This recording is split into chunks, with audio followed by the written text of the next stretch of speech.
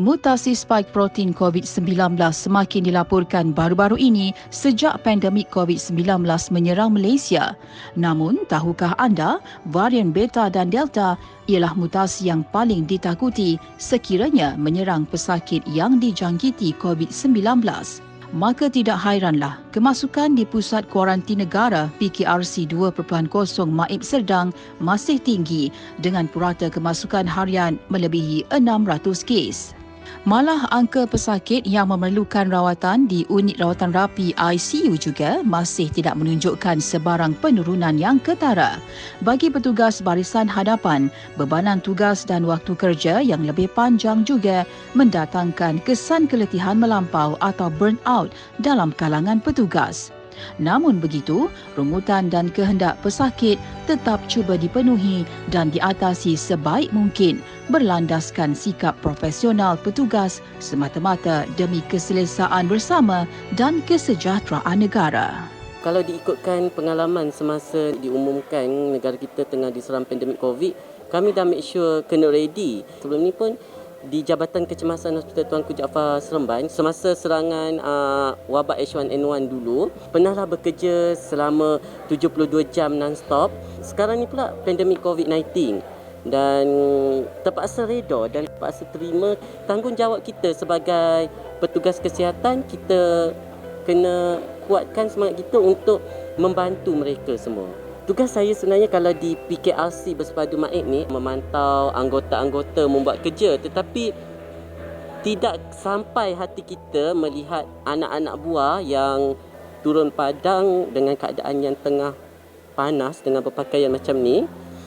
Tapi sometimes kena bersama dengan mereka ketika mereka mental tengah down, kena upkan balik semangat mereka untuk sama-sama kita memerangi COVID-19 ni. Dan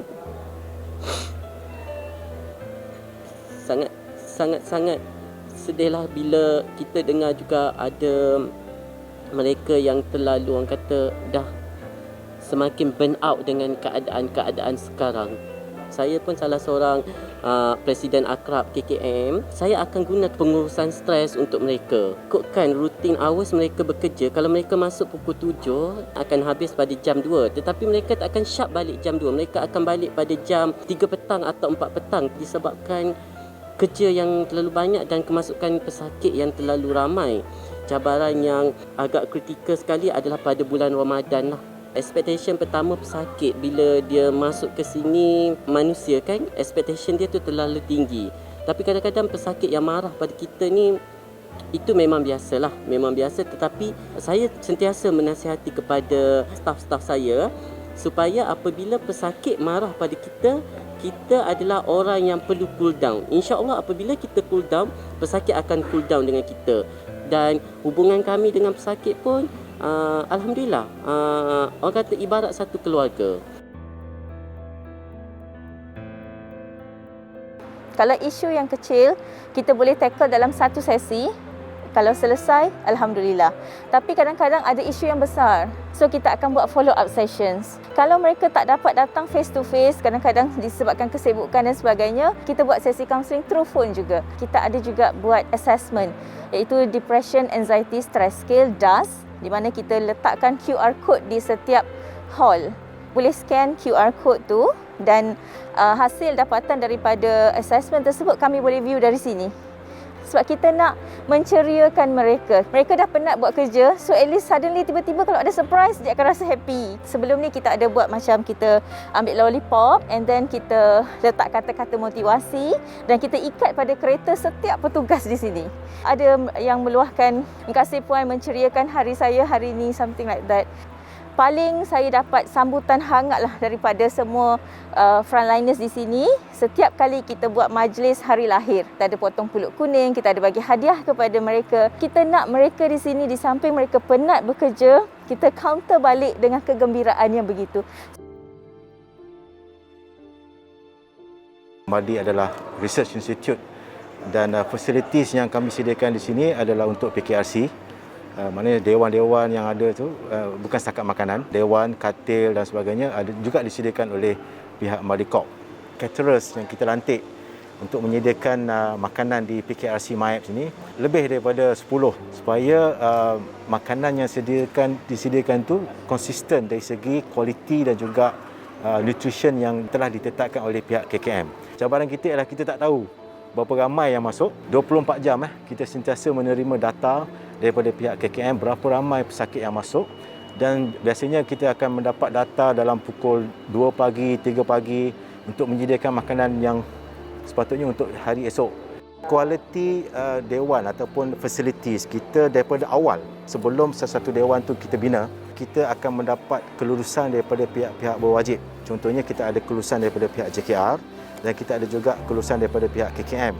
Fasiliti yang kita sediakan dari segi ventilation system, air conditioning system, electrical system, semuanya mendapat kelulusan bahawa bangunan itu selamat kita gunakan sebagai pusat kuarantin ataupun hospital, barulah kita buka untuk kemasukan pesakit-pesakit COVID. Saya mewakili semua mengucapkan ribuan terima kasih tak terhingga yang amat sangat kepada semua frontliners Malaysia yang telah mengorbankan masa, tenaga mereka tak terhingga untuk membantu kami. Thank you for our frontliners. They help us a lot and they give us food and they take care of us good care. And thank you so much for the frontliners.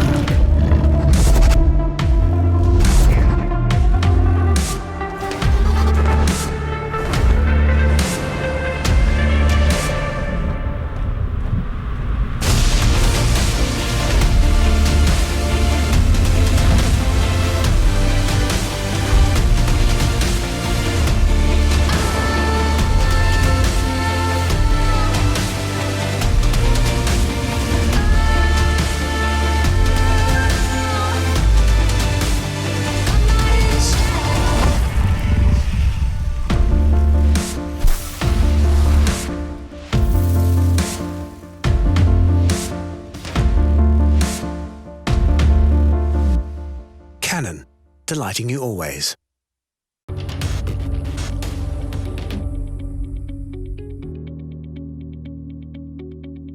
Di sini kita ada dua kategori makanan.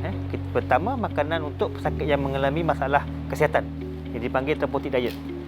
Yang kedua, kita ada makanan untuk pesakit yang normal. Untuk pesakit yang mengalami masalah kesihatan, mereka kena ada makanan yang khusus untuk mereka. Jikalau makanan yang dipesan itu tidak mencukupi, kita akan order makanan daripada food truck. Setiap dewan ada dia punya cara agihan dia. First, kita akan bagi kepada pesakit ataupun menu special diet supaya kita nak memastikan orang yang betul menerima makanan yang mereka order. Untuk pesakit yang cat 1 cat 2, biasanya kita akan buat agihan secara beratur. Untuk kategori 3, kita akan buat katil ke katil. Ini memang ambil masa.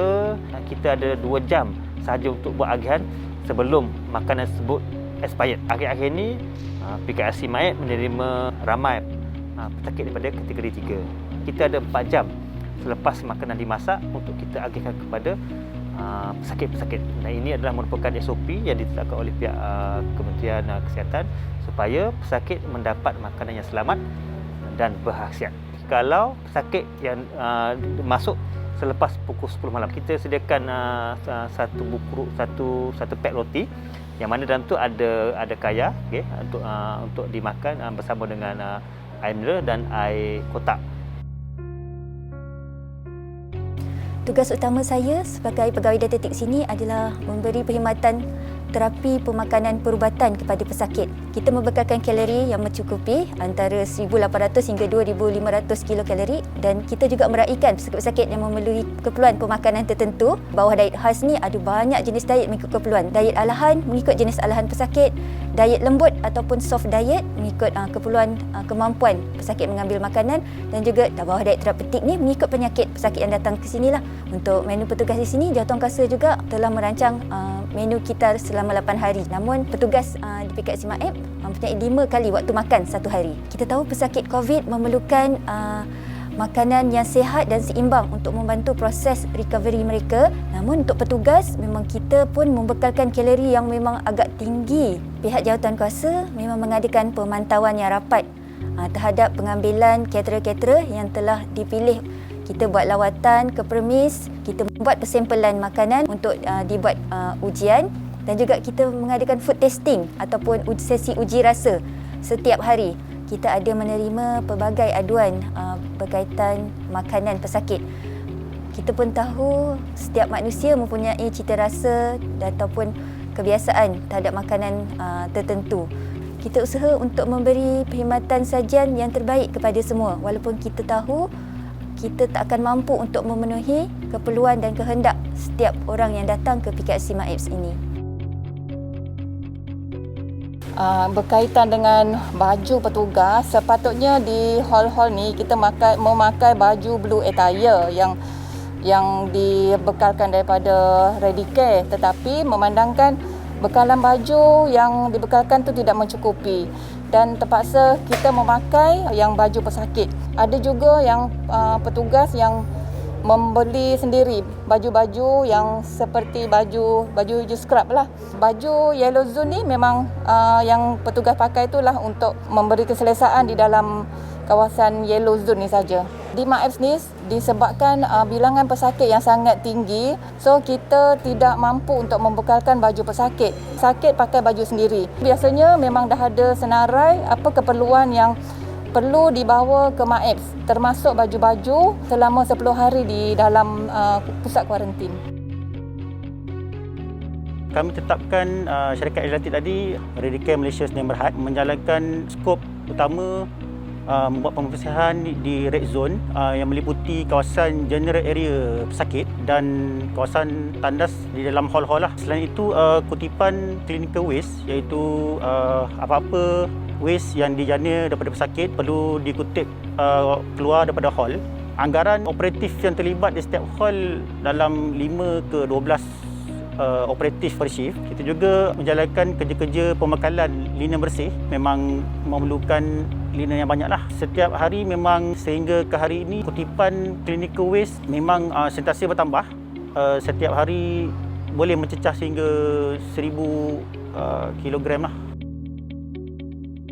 Kami petugas di PKRC ini akan sentiasa menjaga tuan-tuan.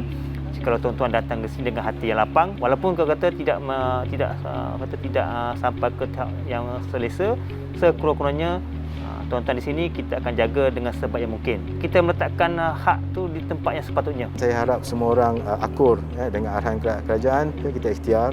Selebihnya kita diserahkan kepada Allah Ta'ala lah. Jadi saya sarankan kepada rakyat Malaysia, learn what is COVID, and COVID is real. Yang mati itu real, kan? And our frontliners bekerja bertungkus lumus is real.